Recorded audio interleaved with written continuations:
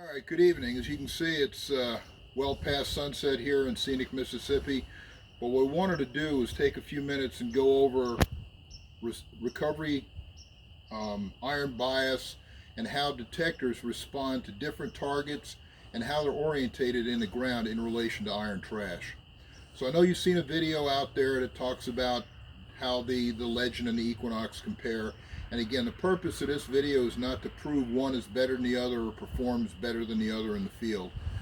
Air tests or on-ground tests are probably the worst way to test a machine or to demonstrate its performance, because a slight change in how you cross the target or how you turn the targets, whether it's iron or whether it's a good target, can actually skew what you see in the ground.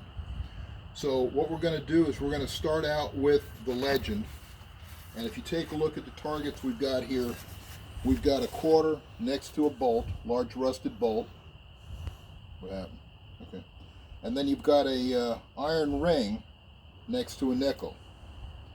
And again, we're going to talk about recovery speed versus response. So we're going to take the Legend, and what we've done is we've got everything set at preset. And we're setting everything at preset in field 1, or park 1 rather, and we set the recovery speed at 1, which is the slowest recovery speed. But what you're going to see is faster recovery speed doesn't always mean better performance in high trash. Okay, look at this. You've got the quarter and you've got a big rusted bolt about 3 inches away. So we're going to go across at normal sweep speed and about 4 or 5 inches off the targets.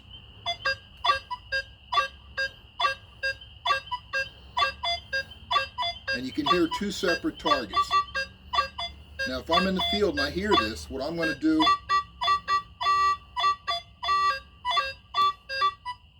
I'm going to separate it simply by wiggling over the targets and see there's 2 separate targets. Now let me take the same signal and I'm going to bump the recovery speed to 10. Because you may say, well, 10 is going to be the ideal for separating these targets. Watch what happens at 10. Well, first of all, you've lost depth, and 10 doesn't necessarily help you in this situation. Now you still get a blip, so it depends which way you're crossing it. If you're going 90 degrees across, now I'm getting a signal. But again, I'm going to bring my reactivity or recovery speed back down to 5.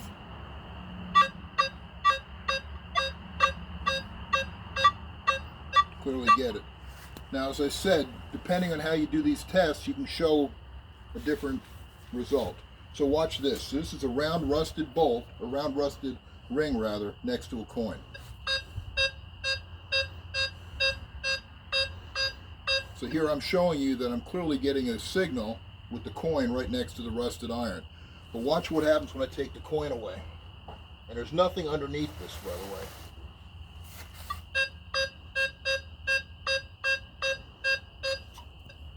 So the coin had nothing to do with it. So I could show you that I was getting the coin close to the iron. In reality, I wasn't. So what we're going to do now is we're going to switch off to an Equinox. Okay. Ready? Okay, so now we've got an Equinox 800. Everything is set stock. What I've done is gone in and set the recovery speed at 5, and the iron bias at this point is set at 5. So let's go again, go over this target.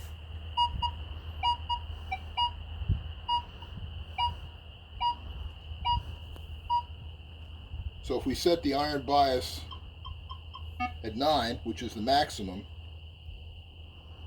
notice the iron bias sees the iron and it's eliminated the iron, but it's also eliminated the coin. Now let me go back down to 0.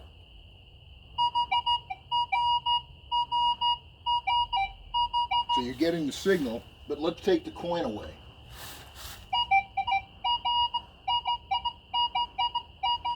So if you're not running an all metal to hear the iron buzz when you come off that target, you're going to wind up digging this thinking it's a good target. Now let's go back over this target. Again, good solid signal. But let's remove the coin. It's no difference. So let me go run my iron bias back to 9. And guess what? I'm still hitting this round rusted ring. So iron bias has its value, but you need to be very careful when you use it and how you use it, because you can either lose the target, as you saw, or get a target that sounds good and it turns out to be rusted iron. Now I'm going to take a second and walk you over to my trash bucket.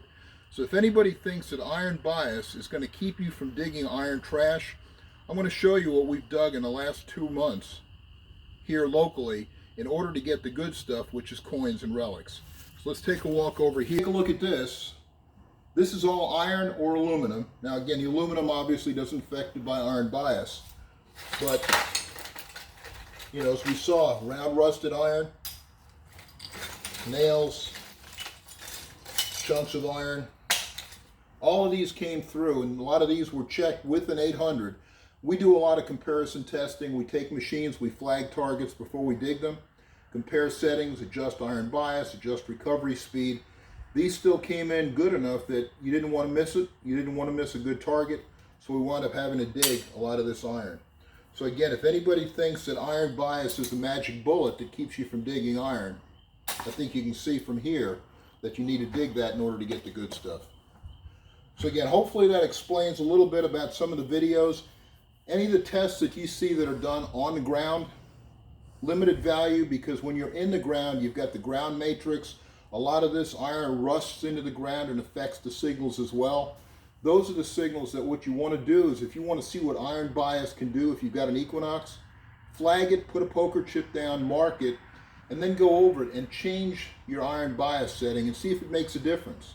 In many cases, if you overuse it or underuse it, you're either going to be missing good targets or digging a lot of trash. The Legend, what the Legend has done is come up with a preset value of iron bias. And I'm not going to speak for the factory. They could adjust this. They could make that a user function in the future.